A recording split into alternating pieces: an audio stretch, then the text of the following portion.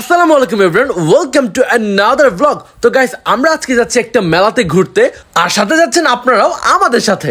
তো গাইস, আমরা এরকম সুন্দর সুন্দর ভিউ দেখতে দেখতে দুরমুটে যাচ্ছি, আর সেখানেই মেলা হচ্ছে।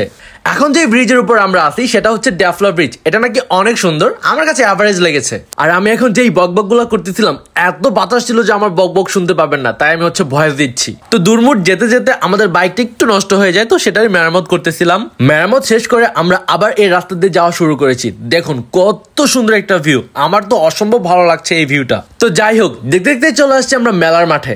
দুরমুটের এই মেলা নিয়ে রয়েছে অনেক স্মৃতি, কারণ আমি যখন ক্লাস 5 বা 6 এ পড়ি তখন আমি লাস্ট এসেছিলাম এই মেলায়। আর দুরমুটের এই মেলাটা প্রতি বছরের বৈশাখ মাসে হয়ে থাকে।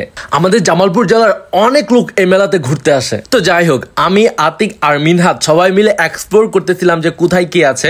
ওরা অনেকবার এসেছে এখানে, বাট আমি এইবার প্রথম আসলাম। আসলে অনেক ছোটবেলায় দেখেছিলাম, তো তখন অনেক ভালো লেগেছে, বাট বড় হওয়ার পরে আরো অনেক সুন্দর সুন্দর মেলা দেখেছি, তো এটা আমার কাছে অতটা ভালো লাগতেছে না। তারপরও ছোটবেলায় একটা ইমোশন ছিল যেহেতু, তো সেই কারণে আমার ভালো লাগতেছে আজকের এই মেলাটা। জাস্ট আপনারা একবার দেখুন কত লোকজন এখানে। আমি এভাবে ক্যামেরা ধরে ধরে হাঁটতেছিলাম দেখে আশেপাশের লোকজন অনেক তাকিয়েছিল।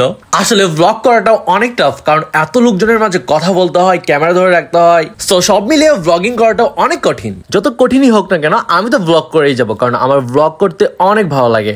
তো আমরা এতটাই টায়ার্ড ছিলাম যে আমরা একটু টিউবওয়েল পার দেখে ওখানে হাত মুখ ধুতে গিয়েছিলাম।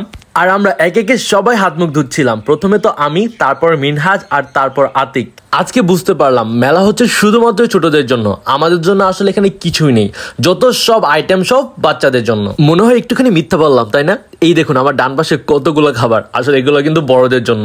আর একটু পরে কিন্তু আমরা খাবারটা খাবো। খাবার খাওয়ার আগে আমরা আসলে চিন্তা করতেছিলাম যে আমরা কিছু কিছু দেখবো কিনা। তো এখানে ভূতের বাড়ি নামে একটা জায়গা ছিল, আমার খুব দেখার ইচ্ছা ছিল, তো আমি সেখানে ঢুকে গেলাম টিকিট কেটে। ভাইরে ভাই, ভিতরে ঢুকার পর এই অবস্থা দেখবো ভাবতেও পারিনি। আসুন দেখিনি আমরা কি দেখলাম।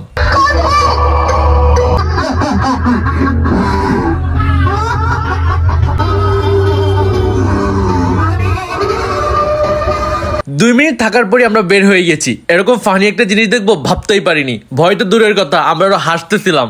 তো যাই হোক, অনেকক্ষণ ঘোরাঘুরির পর আমাদের পেটে লেগে গিয়েছে ক্ষুধা। তারপর আমরা মোগলাই আর ফুচকা অর্ডার দিয়েছিলাম। আমি জানতাম এগুলো তেমন ভালো লাগবে না, তাই খুব কমই দিয়েছিলাম। তো যাই হোক, খাওয়া দাওয়া শেষ করে আমরা আবার বাড়ির উদ্দেশ্যে রওনা দেই। আমি আগেই বলেছিলাম যে এই মেলা নিয়ে রয়েছে অনেক স্মৃতি, কারণ আমি ছোটবেলায় অনেকবার এসেছি এই মেলাতে, আর তখন অনেক ভালো লেগেছিল। কিন্তু বড় হওয়ার পরে আমার মেলাটা তেমন ভালো লাগেনি, কারণ বড় হওয়ার পরে অনেক মেলা দেখেছি, এর জন্য হয়তো বা এই ছোট্ট মেলাটা আমার কাছে আর ভালো লাগছে না। তারপরেও যেহেতু অনেক স্মৃতি ছিল, তাই আমার কাছে ভালো লেগেছে। তো যাই হোক, আসার পথে নষ্ট একটা মোবাইলকে ঠিক করে এনেছি। অনেকদিন থেকে পড়েছিল বাসায়, ভাবলাম যে ঠিক করি। তো thank you so much guys, যারা যারা আমার এই পুরো ব্লগটি দেখেছেন তাদেরকে অসংখ্য ধন্যবাদ। আর সাবস্ক্রাইব করে না থাকলে এখনই সাবস্ক্রাইব করে দিন। আল্লাহ হাফেজ।